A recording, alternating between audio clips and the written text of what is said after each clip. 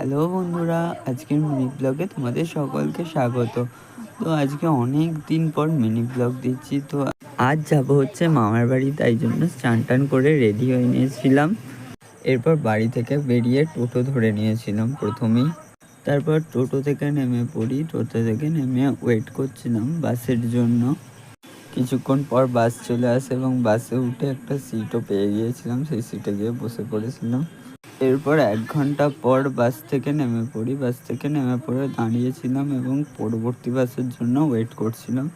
1 ঘন্টা ওয়েট করার পরও বাস আসছিল না বলে একটা স্প্রাইট কিনে স্প্রাইট খাওয়া স্টার্ট করে দিয়েছিলাম। কিছুক্ষণ পর সেকেন্ড বাসটাও চলে এসেছিলো। পিছনে যে বাসটা দেখতে পাচ্ছ, ওই বাসটা প্রচুর ভিড় ছিল বলে তাই কোনো ভিডিও করতে পারিনি। তারপর মামার বাড়ির কাছে নেমে পড়ি। কিছুক্ষণ হেঁটে চলে যাচ্ছিলাম মামার বাড়ির দিকে। একটু হাঁটার পর চলে আসি মামার বাড়ির সামনে। প্রথমেই ঢুকে একটু ফ্রেশ হয়ে নিয়েছিলাম। তো আজকের মিনি ব্লগ এইটুকুই ছিল। আজকের মতো সবাইকে বাই।